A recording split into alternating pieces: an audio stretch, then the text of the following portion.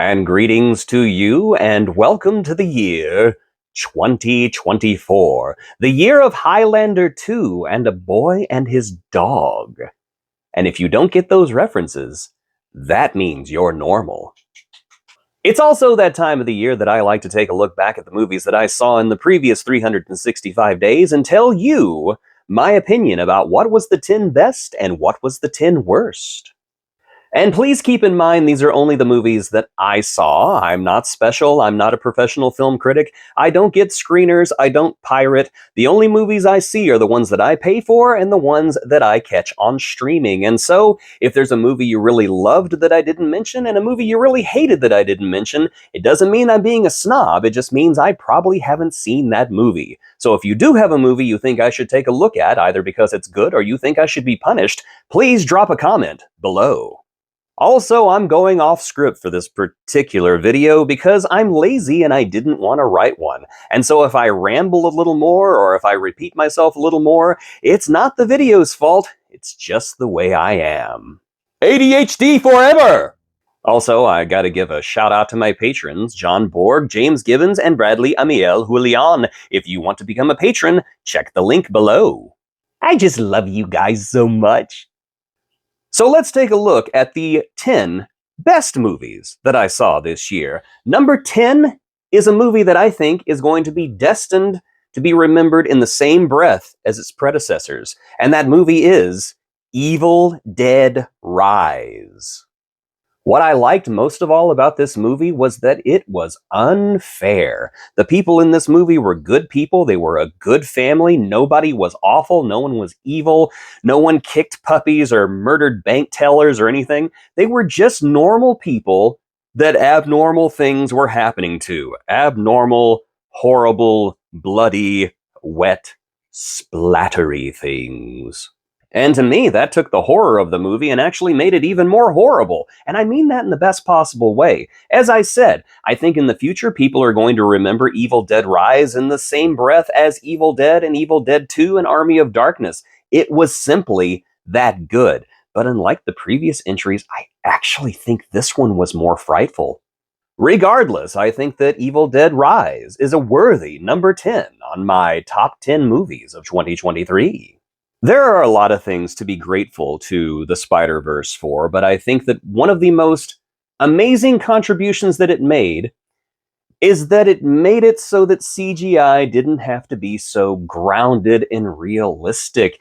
And other studios are finally understanding, hey, these are cartoons. We can make things cartoony with CGI. It doesn't have to look like Frozen. It doesn't have to look like Final Fantasy. It doesn't have to look like Shrek.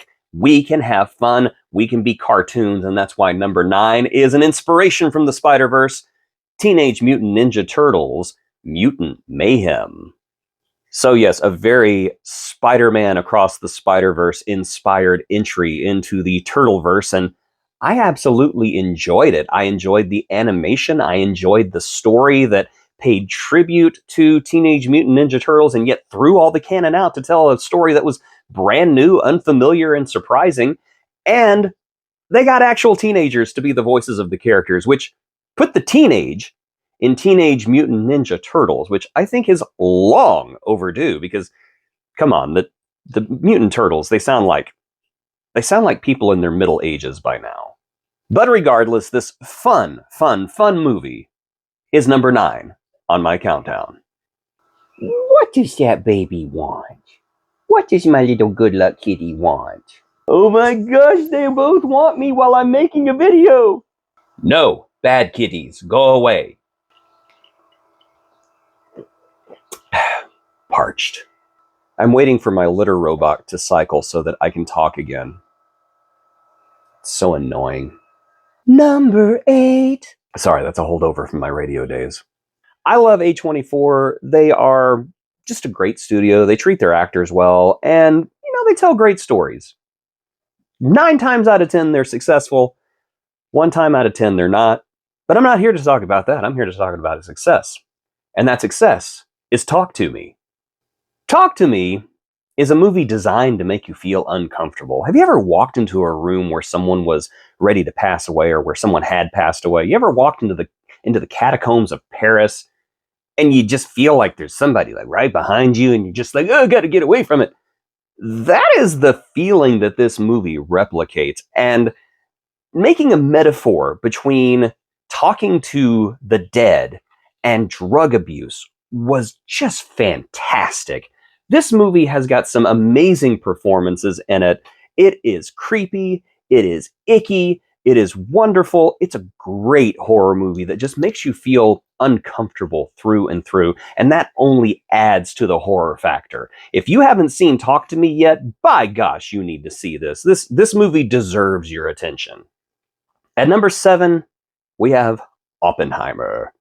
Yes, Oppenheimer, the story about how a man made a big boom.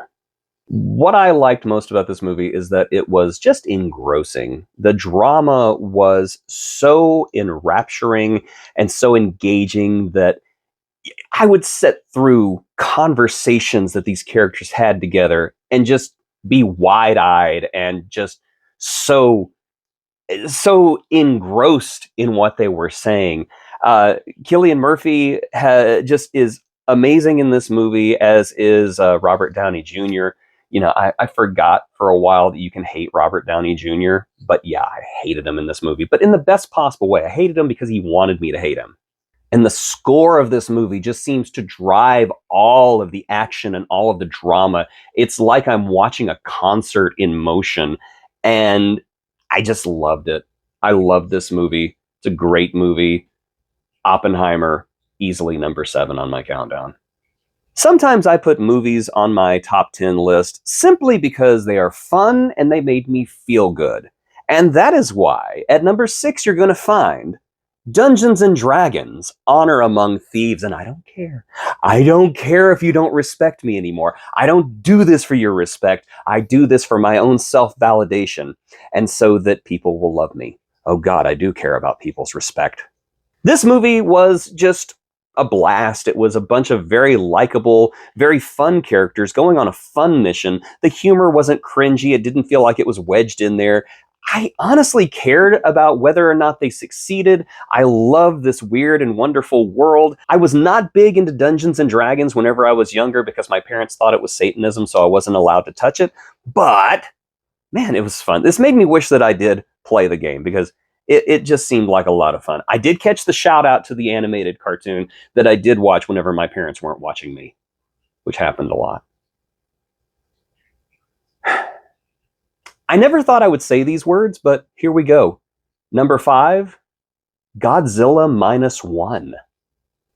Who would have thought I would ever have a Godzilla movie in my top 10? But Godzilla Minus One did 2 things that I didn't think were possible with a Godzilla movie. Number 1, it made Godzilla terrifying.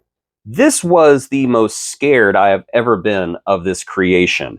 Watching him stomp through the streets of Tokyo and the other metropolitan areas that, ended up on the bottom of his foot, the amazing and horrible new version of the atomic breath that literally created an atomic explosion in the middle of a city. I was terrified of this iteration of Godzilla. There's one scene in particular whenever he's following a boat and the boat is just kind of trying to get away from him like this, and Godzilla's following him. And Godzilla's eyes never go off the boat because Godzilla wants to kill them. That's horrifying. This version of Godzilla was evil. But more than that, I actually cared about the humans in this movie. And yeah, sometimes it got a little melodramatic and screamy, but I cared about what happened to these people. I cared if they died. I cared if they lived. This was every bit as good of a drama as it was a Godzilla movie. And that's why Godzilla Minus One is at number 5. At number 4, we have the closing chapter of James Gunn's Guardians of the Galaxy trilogy, appropriately named Guardians of the Galaxy Volume 3. This movie was both exciting, funny, and heartbreaking, and everything I could have hoped for in the closing chapter of this superhero team. I cried during this movie. I laughed during this movie. This movie was a perfect ending and a perfect farewell to characters that I loved. And it was also a perfect jumping off point for other characters to go and do the next chapter of their lives. And it had an incredible villain. The High Evolutionary was just spectacular. The name of the actor is escaping me at the moment. I told you that I forget things, and I'm going off script today. The actor's fantastic. I really hope that we see more of him. This movie was great. Guardians of the Galaxy Volume 3. It's at number 4. I would have put it at 3, but there were 3 other movies that I liked better. Sorry. So number 3 was a movie that people talked about for about 2 weeks and then it disappeared. I find that very disappointing because I found this movie extremely joyous and wonderful, and it's Neona from Netflix. I saw this movie on a plane. I'd saved it to my phone because I knew I wanted to watch it. I watched it, then I turned around and watched it again because I just loved it. I loved the color, I loved the energy, I loved the vibe. I loved the message of the movie that it told without bashing you over the head with it.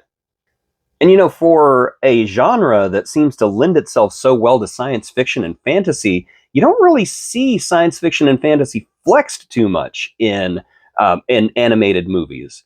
At least not to the extent that it was in Neona. I mean, come on, knights and a medieval society in the modern day. That's rad. Plus, diversity. I'm all for diversity. If you're not all for diversity, we can't be friends. And that's why Neona is at number 3 on my countdown. Number 2, it's Barbie. If you had told me in 2022 that my second favorite movie of the year was going to be the Barbie movie, I probably would have slapped you right in your face and said something distasteful about your mom.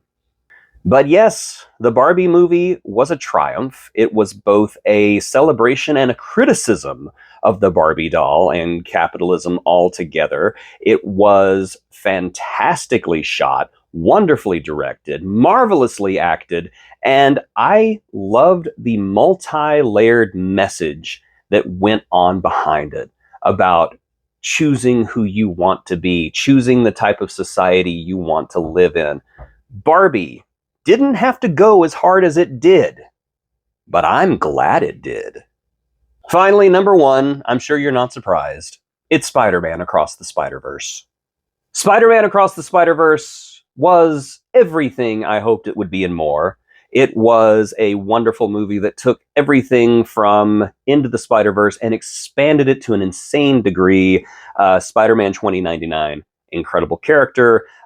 Even though I was missing Penny Parker, Spider-Man Noir, and Spider-Ham, there were other characters who came along and who were just as good. If I have anything bad to say about this movie, it would be cliffhanger. Didn't care that it was a cliffhanger. At least, you know, particularly since we won't see the next movie until like 2025 or something like that. I want it now. Let me have it now. Spider-Man Across the Spider-Verse. It's the best movie I saw all year. And now, for what you've been waiting for, it's the worst movies I saw in 2023. Number 10 is Transformers Rise of the Beasts. Why are we still making Transformers movies? But better yet, why are we still making Transformers movies that look like Michael Bay Transformers movies? You know, the ones that are hollow and stupid and we don't care about. We had the Bumblebee movie. We could have used that as a springboard and made movies about characters we care about and Autobots that were cute and we could empathize with. But no, we have to go back to this meaningless, boring action cotton candy that just goes nowhere, does nothing, and just feels like it's stabbing you in the eyes with needles. Number 9, Shazam, Fury of the Gods. So, Dwayne "The Rock" Johnson has a lot to answer for because this should have been a sequel with Black Adam, but apparently because he interfered and he wanted Black Adam off doing his own stupid thing, we got Shazam, Fury of the Gods, which was just dull, meaningless. I didn't care about any of it. I didn't care about the new characters. I didn't care about any of the Bateson family drama. Just, it was 90 minutes of pure nothing. Likewise, number 8, Aquaman and the Lost Kingdom. I didn't care. I didn't care about any of this. I liked the first Aquaman movie. I liked Jason Momoa as Aquaman. I did not give a tinker's cuss about anything in this movie. This is the year the DCEU gave up and died. And you could tell that they gave up because they were just fulfilling contracts at this point. This movie was dull.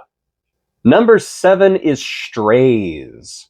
As in, let's stray as far away from comedy as possible. This movie seemed to have everything going for it. I watched the trailer and I laughed and I thought, wow, that's going to be a really funny movie. Only to my horror to find out that all the comedy in the movie was in the trailer and everything else in the movie wasn't funny at all. It was an ugly, unfunny, unendearing movie, and I honestly think it's a form of animal abuse. These dogs deserved better. Number 6 is 65, and I've heard other people say this, but I have to agree with it. How do you take a movie about Adam Driver landing on a planet full of dinosaurs that's also Earth, and he's an alien, and he's got all of this futuristic weaponry, and he has to blast dinosaurs? How do you make that boring?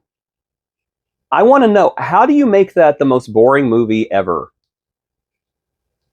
There has to be some kind of secret. I think that if this movie would have played off its own premise and made Adam Driver truly alien and given him an alien culture, maybe it might have been better, but overall, this movie was just a dud. Number 5 is Napoleon. I don't care what anybody said. This movie was terrible. It was awful. It was boring. Joaquin Phoenix was badly cast. I couldn't even sit through the entire thing because I was so bored with it. Nothing about this ugly, badly lit, badly acted, melodramatic pile of buffalo dung kept my interest. It was bad. It was bad, it was bad, it was bad. I'm going to hurt some feelings with this one, but number 4 is Babylon 5: The Road Home. I was a fan of Babylon 5 when it mattered. It doesn't matter anymore. And Babylon 5: The Road Home is an attempt to try to get people to talk about Babylon 5 again. The only thing is, this movie never justifies its own existence. It never says why we should be talking about this movie. All it does is take you through the greatest hits of the television series, and then shows you what might have happened in an alternate universe, which sounds interesting, but it's really not. And the fact that the animation looks like some kid did it on his laptop over a weekend really doesn't help. Babylon 5: The Road Home should not have been made. There was no reason for it to be made. It was dull, it was ugly, and ultimately doesn't matter. And now comes the part where I make my daughters upset with me. Number 3 is Teen Wolf the movie. Hey, I've got an idea. Let's make a movie about Teen Wolf and then bring in all of the lore and story arcs from a TV show 5 years ago that nobody remembers. I watched the TV show. I did not understand a single thing that was going on in this movie. And many of these actors look like they didn't even want to be there. Some of them weren't there, which left major holes in the story. And ultimately, it was just bad. It was all bad. This is basically, imagine the last 2 seasons of Teen Wolf, how bad they were, and now make a movie about them being bad. And they are bad, and this movie was bad. Number 2, Winnie the Pooh, Blood and Honey. I can't wait for them to do a Steamboat Willie version of this movie. I just think it's going to be fantastic. Winnie the Pooh, Blood and Honey was cheap. It was ugly. It was stupid. It was eye-rolling. They didn't even bother to try to make it funny or ironic. It was just dumb. Dumb through and through. These were people trying to capitalize off of Winnie the Pooh entering the public domain, and I mean, I guess they did it. They got money off of it, off of this movie that looked like it cost $20 to film, but overall it's just not good. It's bad. It's the opposite of good. It's very bad. And the worst movie that I saw in 2023, Rebel Moon. Rebel Moon is a pessimistic, ugly, badly acted, repetitively directed slog to set through. It reminds us all exactly how Zack Snyder repeatedly fails as a director and how he worse than fails as a storyteller This movie is nothing but set up for a sequel that's happening later this year that I probably will watch. And you can just tell he wanted to make a Star Wars movie. He wanted to make a Star Wars movie, and the fact that Disney told him no is proof that Disney actually does make good decisions about Star Wars every now and again. Rebel Moon is not only the worst movie I saw this year, I would say it's a solid contender for the top 20 worst movies I've seen of all time. That is how bad this movie is. And that's it. That's the top 10 and bottom 10 movies that I saw this year. If you agree, great. If you don't agree, fine. Leave a comment. Tell me what you think. Is there a movie that I should have seen this year that I didn't? Please let me know. And while you're at it, while you're commenting, please like, subscribe, and as the kids say, smash that notification icon so that you can know when I drop a new video. Also, if you would like to join my Patreon, I would very much like that as well. Farewell 2023, hello 2024. I can't wait to find out what you have in store.